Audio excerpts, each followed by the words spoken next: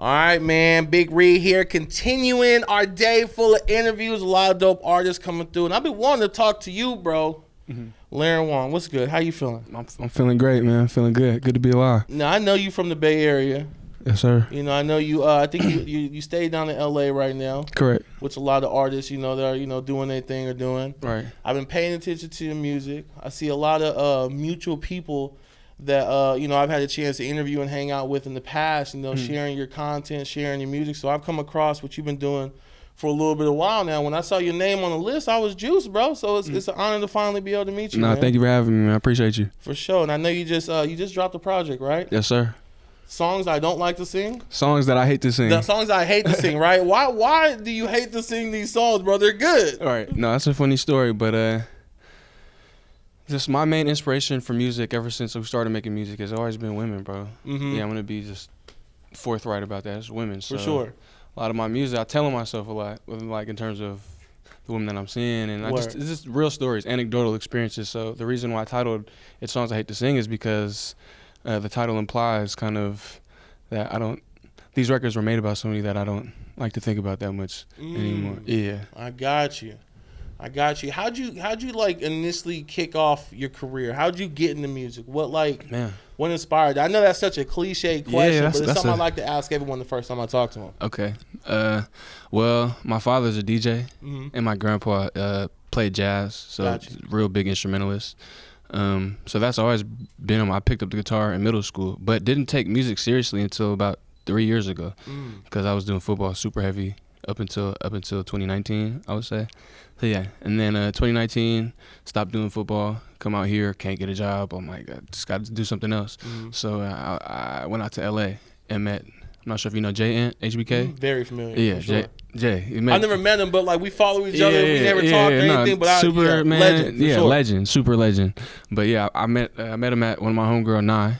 Shout out Cloud9, it's my photographer. But I met her. She was having these parties, and I met Jay and Pilo, and there's a few other people there. Me being a kid I'm a fan at this point. You know what I mean? Yeah, for sure. Fresh out from Chicago, or I went to school in Chicago, so I'm fresh back home. Like I was keeping up with everything, like back home. So I met Jay, and we exchanged. He liked my music, introduced me to my manager, and it's been up since there. Yeah.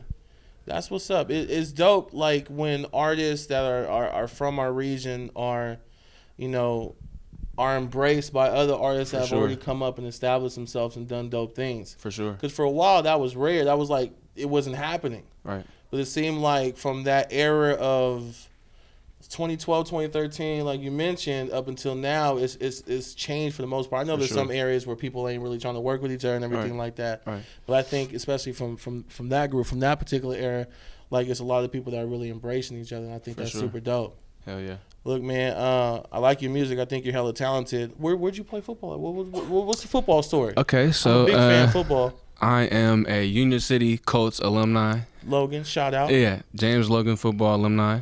The last appearance, James Logan's last appearance in the NCS championship, that was my year. Oh, word. I should plug in, but that's another story.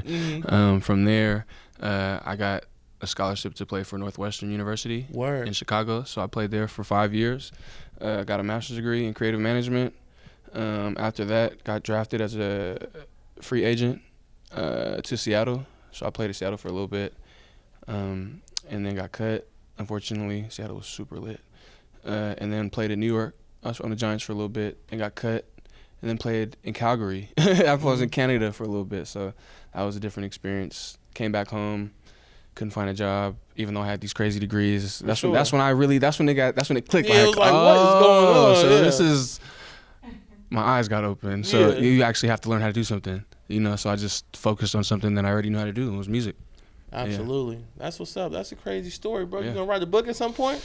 We got a movie in the plots. It's in the works right now. Okay. That's what's up, man. The Bay Area, how important is it being back home for you for a little bit every time you get to check back in? Man, bro, I done been from Spain to Maine. I done been from San Leandro to Japan, bro. Like It's no place like the Bay, bro. Just the unique blend of cultures, just the geographic location, just the weather. Just it's such a unique place, and I'm honored to be from the Bay Area.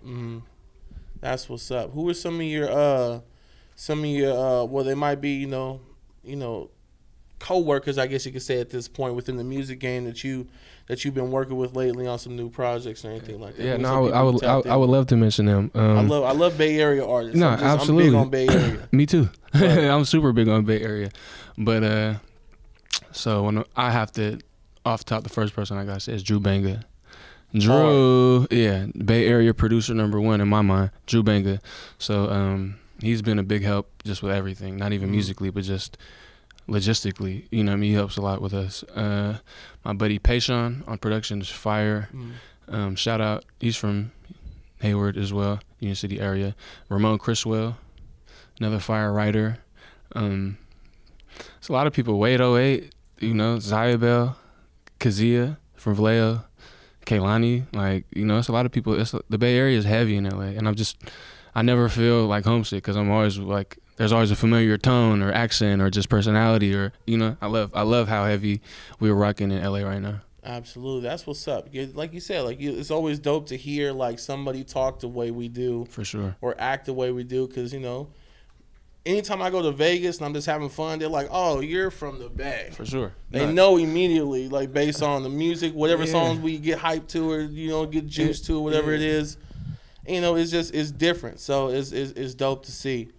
I know you just dropped a project. What do you got cooking right now? Like I know you're probably in the studio already. Yes, sir. So I want to make this more known. So I'm producing a big portion of my music. So yeah, so I have a big hand in the, you know, the beats and just the overall oversight of the music. But right now, we just dropped Songs That I Hate to Sing of the 15th of last month. It's doing really well. It's our first real drop. By real drop, I mean just having the, how am I gonna say this? The channels of distribution in place. You know what I mean? So this is my first real go at it. So the response has been insane, bro. I couldn't have prepared for it. You know what I mean? And it's doing so well that I'm not sure. At first, we were planning on dropping 2-3 times this year, but it seems like there's still a lot of life in this project. So we might do a deluxe at the end of the year and just keep it on this project. You know? Yeah, for sure. I mean, that makes sense. Yeah, sure. That's perfect. That's what's up with deluxe. Lit, and then probably go into some more projects maybe next year. We can't just brush by it. You know, I feel like music nowadays is so just you know how it is. It's cliche at this point, but we're oversaturated and overconsumed. And I feel like as an artist, I want to train people to like, nah, y'all not gonna get nothing. Y'all gotta sit with this. Yeah. Y'all actually gotta sit with this and listen to it, because y'all not gonna get nothing else from me. Everyone's attention span is hella short. I understand that. We're gonna play the game to an extent, but like I want to be the artist where I want to encourage people to like, no, you got to sit with this. Hell yeah. Yeah, like a Kendrick did with his record. Like people don't just casually play Kendrick. I mean, some people do, but I feel like most people, it's an album. It's an experience. Like you got to listen to it. You know. For sure. Yeah, he's not dropping every year to where it's like you could take his music for granted. I don't want it to be like that. Yeah, and this last album was crazy. Insane. I'm looking forward to this tour. Right. Nuts. Can't wait, man. For sure. Shout out Kendrick, man. Absolutely. I appreciate your time. Likewise. You pulled up with some stickers too. Absolutely. With some, you know, little swag and stuff like that. Yeah, I gotta get y'all right. We're gonna have to keep some of those so we can give them to some, you know, some listeners and stuff. Throw them in some of these swag packs. You feel me? Yes, sir. I didn't realize swag made a comeback. It ain't never left. Oh, that's yeah, swag ain't never left. People used to be like, yo, why you keep saying that, bro? Then all of a sudden, you feel me? Next thing you know, everybody's talking like it again. It's word. All right. But thank you for your time, bro. I appreciate it. Absolutely, man. Yes, sir. We're gonna play a game real quick. Let's get it.